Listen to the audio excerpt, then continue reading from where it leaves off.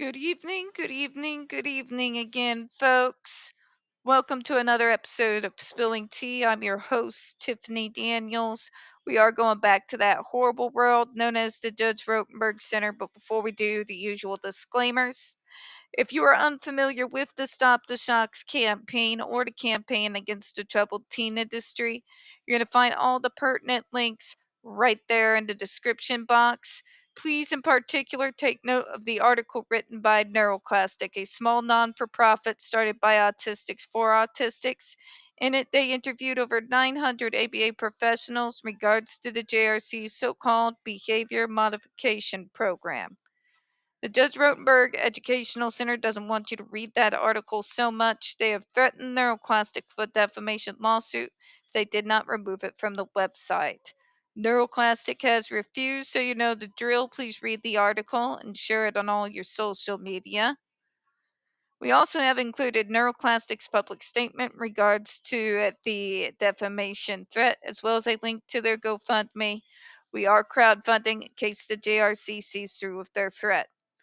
Trigger warning 1, when we discuss places like the Judge Rotenberg Educational Center and Agape Boarding School for Boys, you're going to hear vivid descriptions of and catch clips or surveillance footage of people with mental health issues and disabled people being tortured and abused.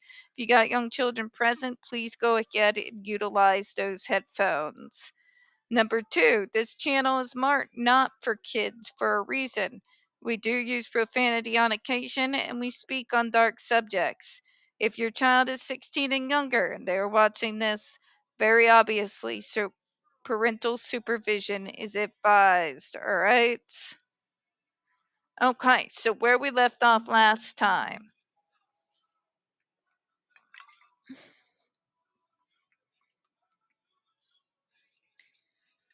In determining whether a deception or risk of illness or injury is substantial, FDA will consider whether the risk posed by the continued marketing of the device or continued marketing of the device as presently labeled is important material or significant relation to the benefit to the public health from its continued marketing. I understand why we had to go with the FDA. I don't understand why marketing continues to be used by both sides when you are talking in regards to a device that is not being marketed to anyone. Someone please come in here and explain it to me like I'm 5. All right. When you got a device that is being used at one single place, you can't exactly see that as something that, you know, the majority of people in medicine is going to. Yeah, they're not going to be marketing this stuff. You're not going to start seeing ads for it late at night on the TV. Okay? Just saying. Driving me nuts. Marketing.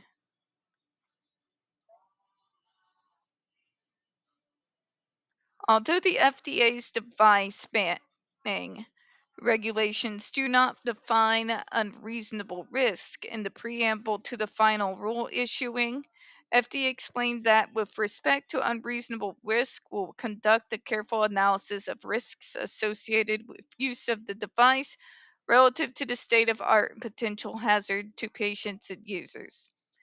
If I have to explain to you how this actually is damaging the individuals are wearing them, when you've literally had ER documents put in your hands, I don't know what to tell you, but those must be some good drugs. Like a giant spider begins talking to you fluently in Spanish, kind of special drugs. Know what I mean? The state of the art with respect to this rule is the state of current and technical scientific knowledge and medical practice with regard to the treatment of patients exhibiting self injurious and aggressive behavior. So essentially, they presented this and came into it by going over what are the actual risks of the device.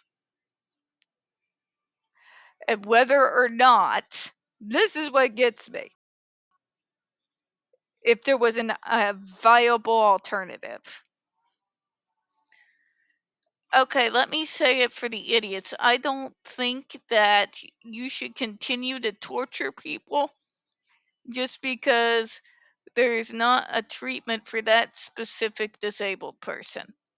I think that makes you batshit insane to even think, let alone say out loud on paper, an final rule widely available on the internet.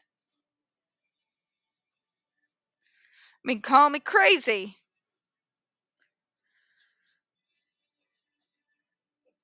but the very idea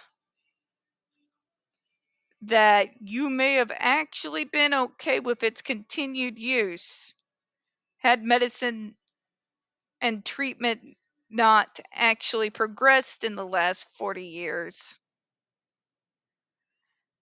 This is the problem, folks. Okay?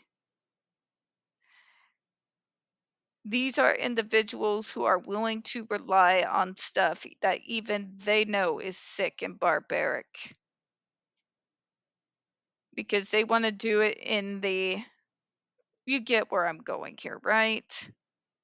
Hopefully, I'm babbling and I'm tired and incoherent.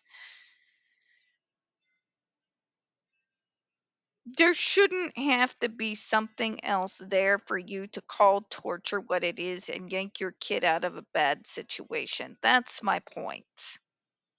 There should be no precursors. It should be extremely simple. If your kid is coming home with nothing, no unbruised skin, it shouldn't matter whether there was an alternative treatment for the individual or not. If you're any kind a parent at all, you would yank your kid out of that place so fast, Matthew Israel's head may spin around backwards. Okay? We're going to close on that, folks. We don't get very many views on this channel. The few that we do tend to get removed from time to time. So, folks, please don't forget to hit the like button, hit subscribe. Don't forget to hit those comments. I appreciate your time tonight. As always, we here at Smelling Tea hope you have a good one. We'll see y'all next time. Bye bye, everyone.